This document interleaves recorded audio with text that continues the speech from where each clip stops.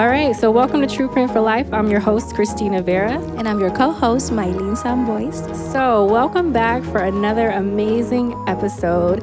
I think we're now at 104. By the time you hear this, we'll be around 104. So 104 episodes, nearly 3 years of filming this amazing podcast. And today, we are super excited to be doing something we've never done. So in 3 years of filming this podcast, we have never filmed in front of a live audience. So today here on YouTube, if you're watching this, there are a lot of amazing people that you can't see, but we can see them. And they look amazing. Yes.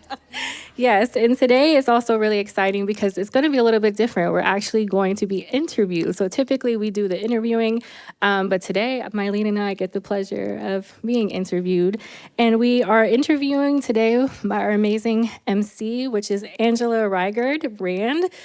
She's an amazing, dedicated community volunteer, not just Femergy. And she's also an incoming board member for Femergy. She's a former journalist who now works in public relations, helping companies, organizations, and governments tell their story. And tonight, she's helping us tell ours. So please help me welcome Angela. Yes, welcome. Thank you. Thank you both so much. It's an honor to take the mic away for a moment and actually be able to tell your story tonight. So let's jump right in. The journey. This book is 8 years in the making.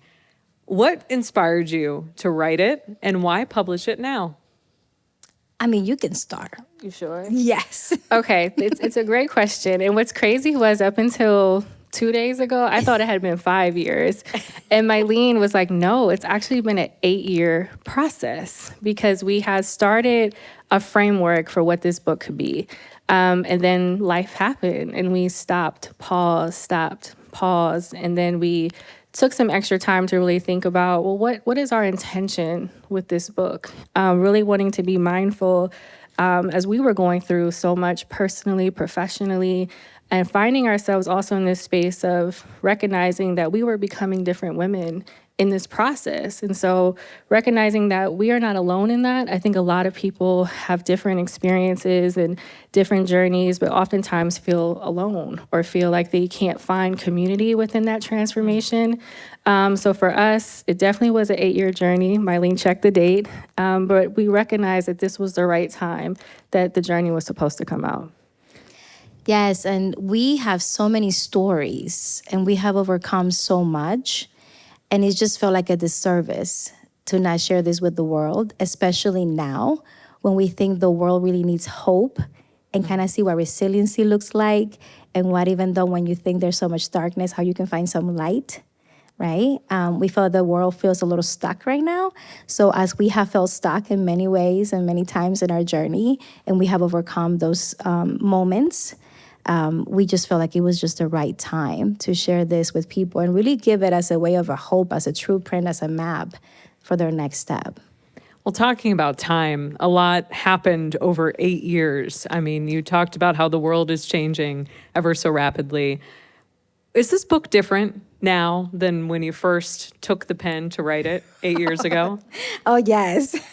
So I think 2017 is when I found our first few notes because we've been having our journey. If you really think, I was telling Christina, I mean, our journey is like whatever, how old we are, right? Like we've been in this journey for all these years. But when we actually decided that we wanted to put this into a book, it was in 2017, and we started like just putting even the title of the book changed from that day to today because the intention of the book changed. At that moment, we wanted to show people, you know, what people had taught us. Actually, that's how it started. It was going to be called What She Taught Us. So you can steal the name. We still have it for something, guys. What she taught us, and it's because so many amazing women had taught us many great things along the way. So that was when the book was going to be called. But as we've been through life and life being lifing, we got to this moment and it's like, no, it's not what people taught us. It's like our journey is really what needs to be told. Is in addition to what people taught us, is the things that we have overcome and we have lived through and how we did it, right? So it may not work for everyone, but you want to see our process. And hopefully that will give you an idea of what you can do to overcome the things that you're facing. Yeah.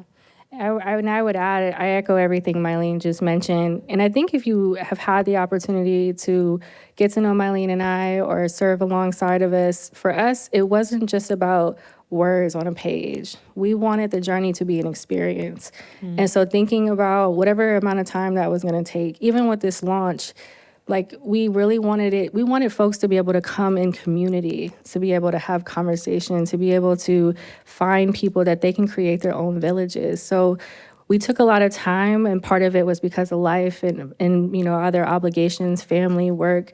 But we also said, you know what, we want to do it right. We want this to be an experience. We want it to help people. We want people to feel connected. So for us, it felt truly, it was God's timing. We knew that this was the year the book was going to come out. And one way or another, here we are today. One way or another. One thing about the book that I found particularly interesting is the layout. And so you see the beautiful cover here. We have the image of water and a butterfly.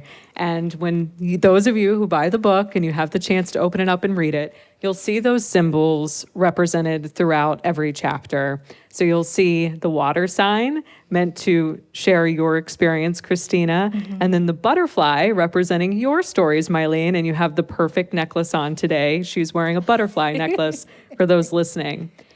Why did you write it this way? So I think that was a great thought, right? I think the initial draft had us just sharing our thoughts in the book, right? And we had an amazing editor that read the book the first time and said, you both have an incredible voice. How do we help the reader know who is telling their story? And it just came to us, what represents, Christina, what represents me? If you know me, butterflies, like Maylin butterfly, right? And if you know Christina, water is for her. So we just kind of decided, what is something that could represent us? So when the reader is reading it, they said, okay, the butterfly, that is Maylin sharing a story. Yeah. Oh, the water, that is Christina sharing a story. And they could connect, right, with each one of us.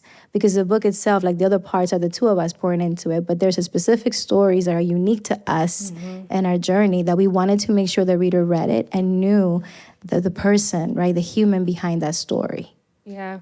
And what I've loved about Maylin over the years, as she mentioned, butterflies have always been her symbol. And, when I first met her, I was like, oh, I didn't really realize the deep meaning for it behind, the transformation. And so throughout the book, a lot of her reflections, I don't know if that was intentional, but when I read her reflections, everything was about transformation to a degree. And so butterflies, when we thought about what our icons could truly represent, as we mentioned, we wanted the book to be very intentional, wanted to reflect who we are, how we show up, at least how we want to show up every single day in the spaces that we occupy. And so for her, butterflies made total sense because that transformation. For me, water has always been my safe haven. Like when I feel like my energy is low, I'm like, I have to get by water. And it doesn't have to be like a Caribbean. I mean, I would prefer a nice Caribbean water, of course. It's not in the budget often, and as my husband tells me.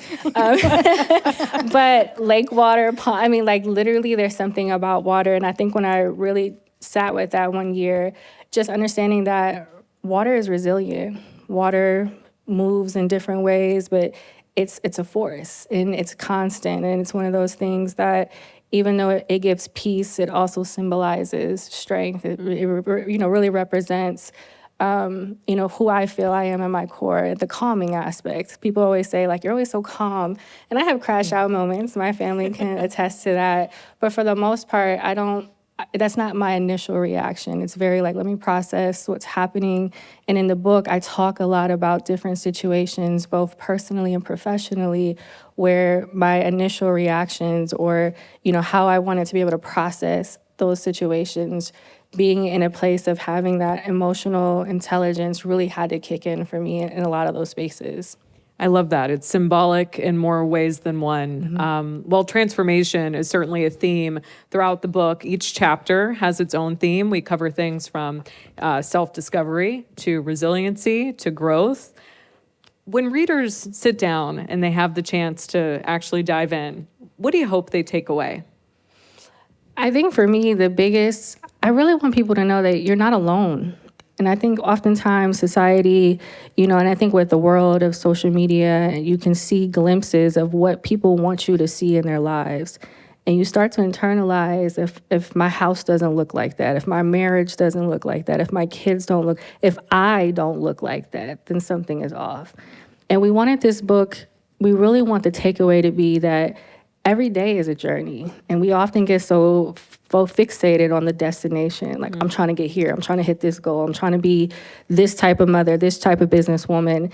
But it's the in-between that we don't sit with enough. And I say we because as much as we have done in the 15 years of building together, we don't often pause and just say, look what we've done. Not in a ego-driven way, but just in a reflective way. And I think that for me, and I'll speak for myself in this moment, is like, I want people to read this book and really recognize that you are uniquely made, your gifts are uniquely given, so it doesn't matter if there's 1 million nonprofits, 10,000 cooking, like everybody has their own unique contributions. So never feel alone, or own your journey, even if you have to start over, even if it didn't work out the way you wanted it to work out. At the end of the day, we are all created for a purpose, and it's how we react. And every single day, just trying to be better and do it, not for perfection, but just in progress. Yeah, I mean, what can I add to that? Just amazing, right? I would just add that, failure is something that we all fear, right? And I think when you are, I'm the oldest child, immigrant, right? You come here with high hopes and high things, and failure is just is very shameful, right? Like, people put a lot of shame on failure, and it took me years to understand that failure is not a bad thing. Failure can teach you so many things, because when you fail, you don't start from zero again. You start from experience, you start from lessons. So I think that the sooner that I hope that our readers will get this is that you fail, right? And then you learn from that. It wasn't truly a failure. Right. It was a teaching moment. It was a lesson. And one of the things that we always talk to each other about is like, what did this taught me? Right. What is this moment, as hard as it is, tears running down, you want to quit, whatever it is, what is this moment teaching me? Mm-hmm. Because when you do that, you kind of take yourself a little bit out of the problem. You can have a little different perspective. And there's a lesson there that can really propel you to the next thing. And no, it's not a no forever. And no, it's a not now. It's a reroute, right? So sometimes failures, as they call it, I'm going to call it that for that moment, they're reroutes. It's like the GPS. You took a wrong turn, but guess what? That GPS is going to recalculate quickly, right? I'm waiting, like, where am I going next? Where was the next street, right? It's the same thing with life. Something don't go the way you want it. Right. It's a reroute. It's not the end of the game. It's not the end of the journey, right? So for us, we want people that as you're facing things, you're facing roadblocks, reroutes on the road, in your journey, one, take the moment to enjoy the journey, because we don't know how long we have. Mm-hmm. And once you understand that every moment is a gift, like truly a gift, that the time that you have is the most valuable resource that you have, then you will start seeing things a little different. So I think we do a lot of mind shift work in here in the book, because we had to go through that. We had to change our mind and start understanding what abundance is, what the shift of mindset, right, from a set mindset to like a growth mindset was, and how did you do that? So we want readers to walk away with knowing that a failure is not the end. It's a reroute for your next destination. Maylin, what you're talking about is so incredibly personal, right? Talking about those hard moments in our life, the good moments, that's deep and true to you and to your core and your story. Anything that struck you about something Christina shared in her story, or maybe Christina, something you read about Maylin that it just will stick with you as you went through the book writing process? Yeah.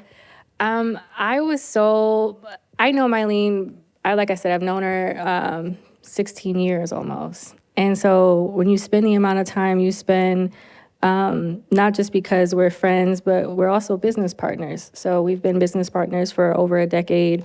And so I feel like I know her pretty well, but reading some of the inserts, it just reminded me of just how strong she is and just her wisdom and how she looks at every situation from an opportunity lens. And I feel like reading some of the passages in there, some of it was hard. It was a reminder of some of the moments. But her strength, what I love about Maylin, and you'll read this in the book, is that regardless of what's happening to her, it doesn't alter how she shows up. And in some ways, you have to be mindful, because I think oftentimes people forget to check on strong people. Just because someone is always smiling, that doesn't mean they're happy. Just because someone is always showing up for you, that doesn't mean that it didn't take them hours to get ready to come and support your event or support your family. And so just having to revisit some of that with her, I was like, wow, I forgot. And then you don't forget, but you just don't have time to sit in it. And what I love about Maylin and I, regardless of what's happening in our lives, we do take the moment to pause, to feel it, to cry if we have to cry, but we don't stay there. And I think that's incredibly important to find people along your journey that could really be your village, because some of those stories reminded me of, she easily could have stayed there mentally, physically, but she found her light. She found her way to get back in the game. And I really admire that about her. And it's just something that as you read the passages, you can't help, and you'll fully understand why the butterfly is truly representative of who she is.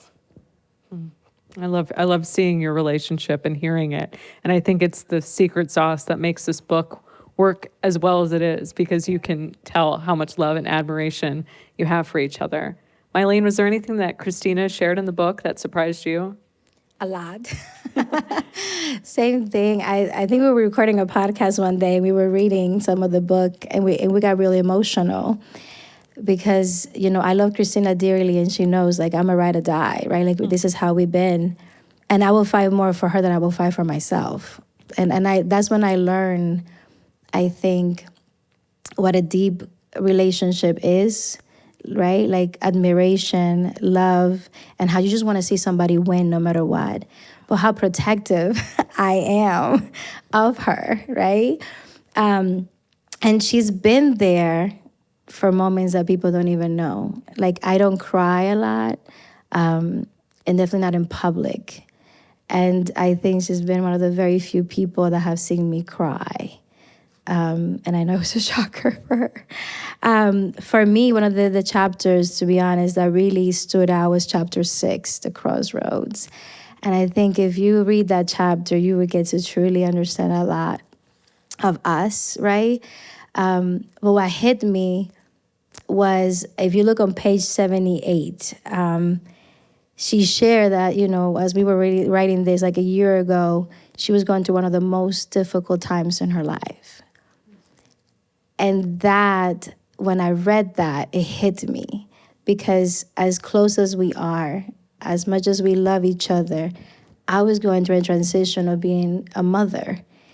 And that took a lot, right? Like, I was trying to survive myself.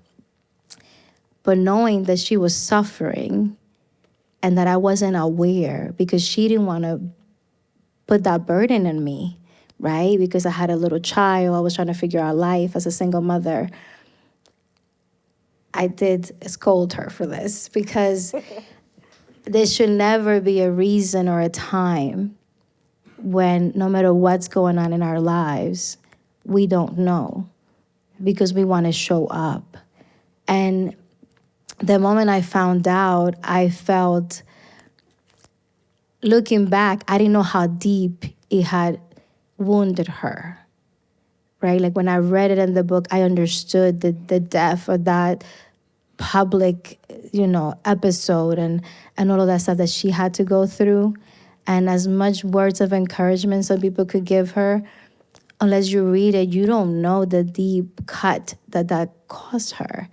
And Christina's super resilient. She's like my model for motherhood, for so many things. And I felt like I was a bad friend for a moment. I felt bad. I was like, I know life was hitting me in many ways, but I just couldn't find an excuse, right? Like, that I didn't know, because I don't watch news. So I didn't find out about this until her mom was talking to my mom over lunch. And all I heard was, Christina's upset, this is happening. And I said, whoa, whoa, whoa, whoa, whoa. I mean, I then tried to do what I could to support her.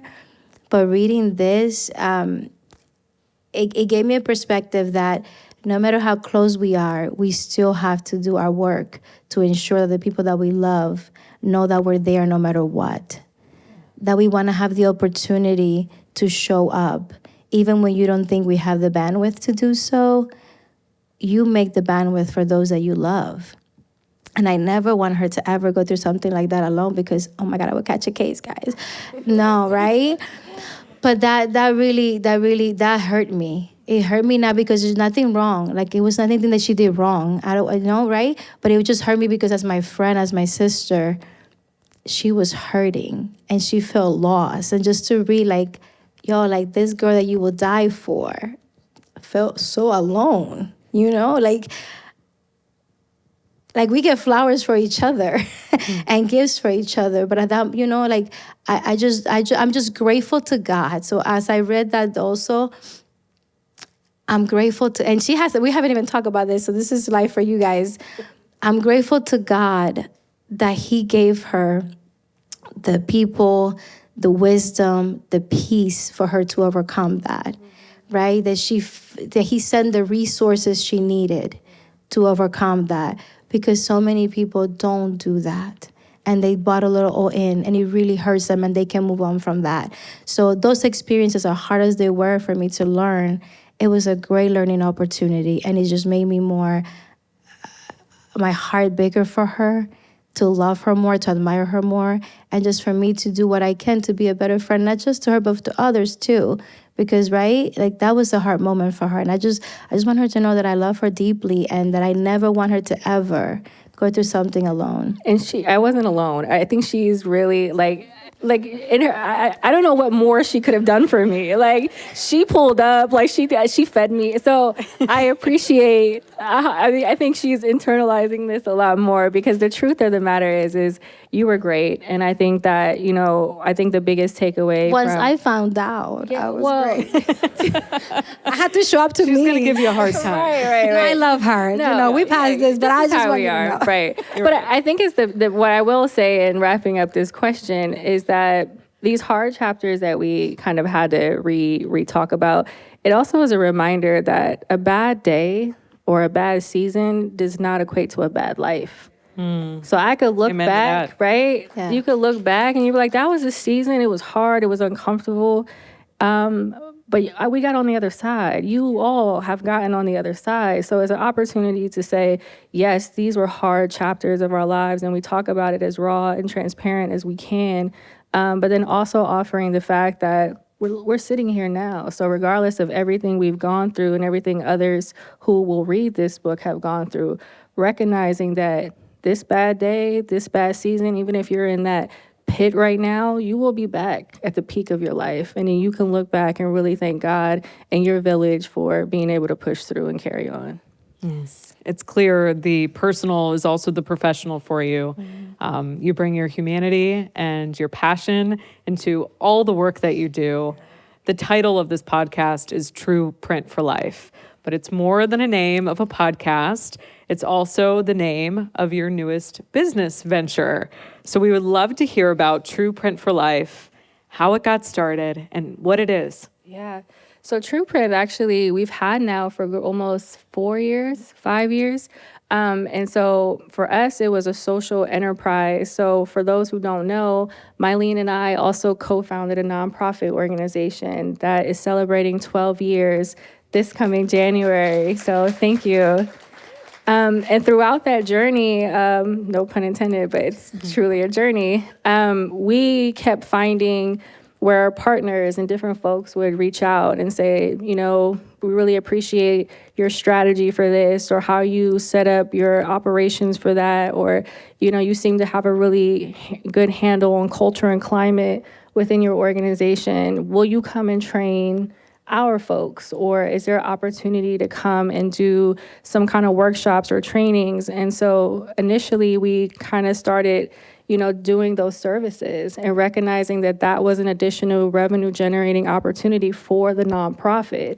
So when you hire True Print for Life, part of the proceeds from the podcast, this book, all of that goes back into revenue generating opportunities to serve girls and women here in Central Ohio. So recognizing that the coaching, the consulting, the strategy work, all of that is something that we love to do, that we're passionate about, that we can do in English and in Spanish. It's something that helps our organization, Femergy, really be able to provide the opportunities we provide for girls and women. So it's really has created a space. It wasn't intentional. We weren't looking to add another company, but it presented itself. And so the consulting firm, there is a website. It's www.trueprintforlife. So if you are a nonprofit that's looking to grow, scale, we're going to be having a master class next month. So that's something exciting that more information will be coming out about that. But it's a really great opportunity for us to really do what we love to do, which is coach and train. And if you need us to come speak and just do lunch and learns, those are the kinds of things we really love to do. Your leadership, both with Femergy and True Print for Life, it's something to be admired. I think all of us in this room can agree with that. How does someone become a good leader? What qualities do you think define a strong leader to you?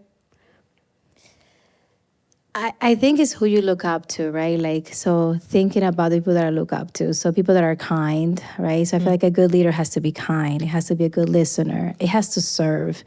Any leader that doesn't think that part of their duties, right, the purpose is to serve, I feel is lacking leadership.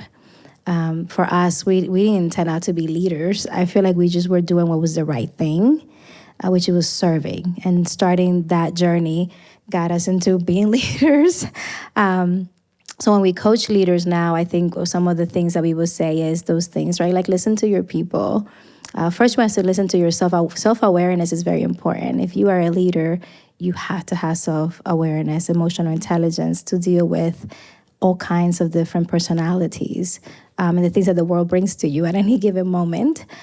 So those are the top skills for me. They're kindness, definitely listening, serving, and self-awareness. Yeah, and always willing to grow. I think oftentimes, in leadership, folks just assume you have it all figured out. And at the end of the day, we talk about this all the time with our Femergy team. And I'm also a part of, I'm an elected official for a school district. And even when we sit in rooms with, tons of folks, at the end of the day, we can't be the smartest people in the room. So I think it's leadership's responsibility to pour into other people. It shouldn't be about a title. It should be about influence. It should be about impact. It should be about creating other opportunities for people to come and do what they are designed to do. There's so many people who, if IT is not your thing, it's not for you to go out and take a crash course to suddenly be the IT person. Go out and find somebody that's their gift. And I think a good leader really allows their people to grow, allows their people to shine, take lead. Even if that means you have to step back and just kind of let it play out, be there to provide support. But as Maylin mentioned, it's a service, it's servant mindset. So I think it's critically important. And we talk about that with the young girls that we mentor at Femergy. We tell them all the time, like, you don't have to be an adult to lead. You can lead now. You are leading now. And a big part of our programming focuses on helping them identify things that they're passionate about, how they can create space and opportunities to be able to go out. I know we have some of the parents in the audience whose girls are in our programs. And, for us, it's a beautiful thing to watch a young girl come in feeling like they don't have anything to contribute. And that's something that we have to tackle early on. So I think a big part of those who are listening or reading this book, what little girl do you know that needs to be in rooms like this, that needs to be in spaces that provide opportunities and exposure? Because for us, we were blessed later in our professional careers to kind of be surrounded by these amazing women. But if I had had that at 12, 13, 14, there might have been some different life decisions. Ultimately, it played out the way that it is supposed to, because I feel like that's what makes a big part of my ability to relate to others. But I think at the end of the day, it's our responsibility as leaders to provide influence and opportunity for the next generation. Yeah. You're talking about growth, and you mentioned it, Maylin, you hinted at this earlier, talking about this fixed mindset and a growth mindset. Right. How do we as individuals or even as organizations go from one to another? Yeah, I think I'll start off with we talk about this all the time just in our own work, because it's so easy to get caught up in being negative. And I feel like the fixed mindset is this constant thought around, well, this is what it's always going to be, or there's no opportunity on the other side. always looking for the problem versus the solution. And there's a difference between being, like wanting to look at all the like what could happen. But a fixed mindset, it's not that you necessarily have to come from money. It's not that you have to have all this academia. It's your mindset. And I think oftentimes we struggle in spaces unnecessarily just because in our minds, we're telling ourselves every single day that we don't deserve a certain lifestyle, that our business won't flourish because there's all these other businesses, or I'm not skinny enough, I don't have enough money. Those kind of limiting, like you, at the end of the day, and I'll talk about me in this second, it's like, you might have more money than me, you might come from a family that had more economic access, but you will not out-prepare me. So a growth mindset is, although I don't have certain things that other people have, I can't do anything about that. But what I can do is I can prepare. So I always show up 15 minutes early to every meeting that I'm at, because in my mind, I want to be seated. I don't want to be outside looking. Like, for me, that's something I can control. So really being intentional around, what do I actually have control and influence over, and what are things that I have to let go and say, it is what it is, take it for face value. Do not allow myself to get stuck there.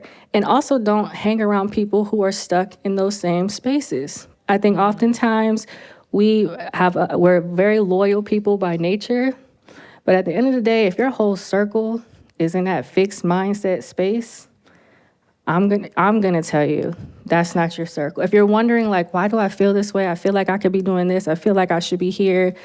At the end of the day, it might not be you. It might just be the people you are hanging around, the things you're reading, the things you are listening to. All of that does contribute to a fixed mindset versus a growth mindset. The power of proximity. That's that in the was my book. favorite chapter of the book, and that's exactly what you're talking about. Maylin, do you have anything to add? I would say that to kind of get out of that fixed mindset, you want to be surrounded, right? Like we talked about, other people that are in that growth mindset at time, but having a mentor. A lot of people don't put the importance of having a mentor. And so who do you look up to? Who is where you want to go that can give you some tips? Because maybe you're just retelling yourself a story and you need someone to come in and be like, stop that story. Let's rewire that story. So we don't know that we have a lot of power in our brain. Like, we are the only ones that can truly rewire and change our mindset. Like, you cannot do it for me. A therapist cannot do it for me. You have to do it for yourself. Now, are therapists helpful? Yes. Yeah. Books are helpful? Yes. Reflection and other tools are really great. But you have to decide if you want to change that. So once you make the decision, right, all of this thinking has not gotten me anywhere good, right? I decide I want to think differently from here on. And then you start making small steps. I'm a big believer of small changes change everything, right? That's kind of like the power of the butterfly. Why is that? Because it's small change. So maybe you wake up in the morning, the first thing you say is, well, I hope it doesn't rain. Or I hope there's no snow, right? What if you say, I am so grateful I'm alive? When you open your eyes, the first thing you say is, thank you, God, for one more day. What could today bring? Let me see how good it could get today. Like, if you, and I know it sounds silly, because in the beginning I was like, this is cuckoo talk. I promise you, it does help. Yeah. Because you are telling your brain, listen, I'm in charge here, right? And if you have faith, more power to you. I'm in charge here, and this is how we're gonna do it. So to change from a fixed to a growth mindset, you have to start slowly. So if you're someone that always been surrounded by negativity, shut down the social media that's negative. My algorithm is amazing. If you look at your social media and all you see is negative stuff, you created that because you keep liking the things that are negative. You keep liking the things that are bad news. I like good news and a lot of mantras. If you look at my stories, like 20 of them are all good and positive mantras because that's what I like. Yeah. And I pretty much told the algorithm, I want to see happy things. I want to see growth mindset things. I want to see things that help me be better. So it's the same thing with your brain. Your brain is like social media. You tell your brain, I want to focus on the positive in my life. I want to look what else can be good in my life today. So when you wake up, the first thought should be, I'm grateful I'm alive. How good can I get today? When you go to bed, instead of thinking of all the negative things that happen, which you can reflect to learn from, but you can say, okay, That sucked. Now, what was good today? Oh, I had the best latte. Maylin made me my favorite coffee, right? Something like that. Like think about something good, and that will start helping you slowly to go into that growth mindset. It seems like you're speaking to consistency with building these habits. I know, speaking from experience, that's easier said than done. What's the secret sauce to really build that change that you're speaking about? Is it the consistency, or do you have something else to add? No, it is. It's discipline. Yeah. It's 100% discipline. I mean, you're not always going to be motivated. I think oftentimes and I say that because that's how I used to it's a discipline. Either you want it or you don't. And I think that's what we really often have to sit and ask ourselves, what are we actually doing to create the life we want to live? And so the journey from who you are to who you're meant to be really is with the idea of pausing to think about, am I living the life that I want to live? And if I'm not, that's okay. The first step in that, I believe, is that reflection. Because if you're not, what are we going to actually start to do to create habits, to create discipline, to find accountability partners to really help us in moving our lives in that direction? And I would just add one thing. It's hard if you're doing the bad habits, right? Because it's hard because you're doing the bad things or the things that are not good for you, and you're getting all of that consequence after that. It's also hard to make a change and start growing. It's not an easy thing. So one of the things that one of my spiritual mentors says is choose your hard. It's going to be hard either way. So choose the hard that is going to give you the best result. And that is discipline. And that is choosing to do the hard things that are good for you and in your future. Change starts with that one step and one person, and it can cause a ripple effect and go from there. How do you see the journey fitting into these larger conversations we're having about equity and empowerment? Yeah, I think it's really important that as we're talking and all of a sudden equity became this word nobody wants to talk about. But the truth of the matter is that we have to name things that are not right. We have to name things that if we're not seeing certain people represented in certain spaces in certain rooms, that's not okay. And so in the book, we talk a lot about transparency. We talk a lot about bringing others along with you. If you're finding that you're becoming more successful in certain spaces, who have you brought into those spaces with you? I think right now, at a time where so much is happening, so much change is rapid. We came out of a world pandemic, then we went right back into everyday life like nothing happened. Then we had political unrest, and I won't go down that pathway, but there's so much happening, and I think for a lot of us, we're just trying to figure it out. And I think that the journey talks a lot about pausing, reflecting, really sitting with what upsets you about this. When you think about equity, what does equity mean to you? Where do you see that in your spaces, where you work, where you worship, where you hang out? And then what are you doing to contribute to that? Because I think it's one thing to complain about all of the things that we're seeing in our communities or in our world. But if you yourself are not creating contributions into making those things better, then personally, I don't have time for conversations that are not fruitful or not action-packed. So I think a big part of what the journey talks about is taking the time to really reflect before you react. Because I think some people, and I say some people because I was also this person, we're so quick to react. Okay, I want to see change. I want to do this. I'm going to have this event. And it's like you have to sit with it for a second and really think about your why. Why do you want to have that event? What do you want to see happen when you do that event? What are the partners that you need to have at that table with you? Because it shouldn't just be you. And so I think the journey really walks readers through some of the things that we have been able to do in our businesses. But the bigger call is how do we collectively understand that all of our contributions are needed? Pause, reflect. So you'll find in the book after every chapter, there's a PRR. Pause, reflect, react. The react is the last piece. We need to pause, reflect, and then create a real strategy as to how you want to engage and tackle those particular issues and topics. Before we turn it over to our live audience for a couple questions, we've got a few minutes left. I want to ask one final question. If we are in that react space, how can we get involved with the work that you're doing? Yes. So actually, tonight, one of the ways you can get involved, we also have Emma here, who is our Director of Development at Femergy. Right now, it's a crazy time for many of the folks in this room. I know most of you. And in all of our worlds, things are happening. Things that, we can't believe are happening. Some things are just hard. And this is, in some ways, it's a really hard season. So I think first, it's important that you are connected to something outside of yourself. That doesn't mean you have to overextend yourself, but in some shape or form, you should be, whether it's volunteering, donating, in-kind services, whatever the case may be, because all of that truly does matter. It creates a ripple effect in how we see changes in our community, and we need that. And at Femergy, as I mentioned, we serve a little over 3,000 girls and women a year. And so when you think about, and we only have 5 team members, amazing team members. And so I think a big part of, a way to get involved, whether it's with Femergy, and there's other nonprofits in this room tonight. So I encourage you all to network and to learn more about what folks in your community, what are they doing? If you have an interest in getting more involved with Femergy, I encourage you to stop over and see Emma. We need volunteers, we need mentors. Obviously, your financial contributions are critically important, more now than ever.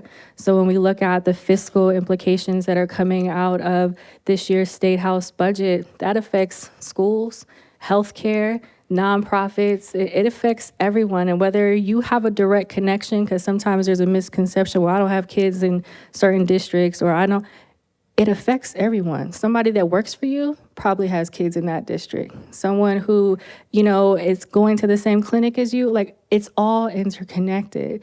And so I would encourage you to stop over and visit with Emma. Our website is femergy.org. If you have an interest in learning more about True Print for Life, you will be getting emails from us tonight about the masterclass that's going to be coming up in October. But for us, it's also about how we can support you. So I think it's important that any partnership that we've ever entered into, we obviously need certain things, but we want to be also able to exchange that.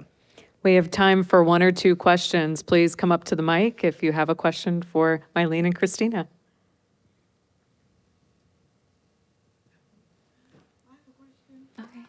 Come on over to the mic.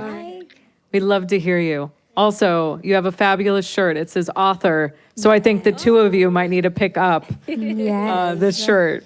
Hello, I am excited to be here. I found you guys on Eventbrite. And this is the first time I'm hearing of you and your marvelous work. I'm a first-time author. I just released in February. So this journey, I'm a retired teacher, so I've never written before. But I love this journey. And what I wanted to say was, it's very important that you put your story out there. I did a memoir. Very, very hard story. I am 66 years old, and I just found my biological family 3 years ago. And I was born and raised in foster care, aged out in 1977, and it's been a journey. As a matter of fact, I was going to title my book The Journey, but it's Elroy, the God Who Sees Me. But I just wanted to ask a question. I'm really interested in mentoring right now, because I realized that my story, of abandonment, it speaks to hope and resilience, and it speaks to that journey, that teenage journey of a young girl. When I aged out, I had no one. And praise God, I've been married 40 years. I'm a retired teacher. I have 3 grown children, 6 grands, and now I'm an author. I want to bring that to young girls, especially. I like the foster. I'm moving into the foster care population, but I really like what I'm hearing. So I know I can go over here. So I have one question, and I wrote it down here. I said, what does the work look like when you're working with the girls? Is it just about, how do you do that work? Are you trying to get their story or trying to engage? How do you engage with them? What does that look like? Yeah, that's a great question. Thank and thank you. Let's give this woman a round of applause. Thank you so much. Yes. No, thank you. Thank you for sharing your testimony, because to your point, you have to share your story. And I think it's so powerful to hear, what you have experienced and your outlook on now how you're trying to serve others and pay it forward. Thank you. And I think that's critically important. So we want to know what your book is called when it goes live, because we will be certainly happy to support you as well. It's out there. It's on Amazon, and it's an amazing story that I ran from.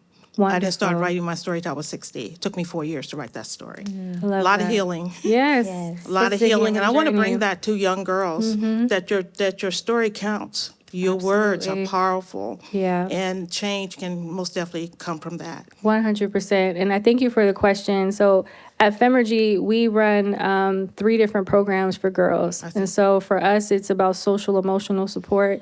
We bring in outside practitioners to provide that. Each girl gets matched with a mentor, workforce readiness programs. Our building is right on Grant Avenue. So if you have not visited the Femergy Center, I'm going to give an open invite to everyone here today. 49 South Grant Avenue. Yes, and we would love to have you and love to learn more about how we can support your work and your mission. And there's other nonprofits in this room that also thank you work with so girls. much. Yeah, so thank you for being here. We appreciate it. I love it. We have a lot in our Amazon shopping carts we need to pick up. Go ahead, next question. Hi, ladies. Congratulations. I am so proud of you both. Question for you. Could you tell us a time when you were stuck on pause, and how did you move forward?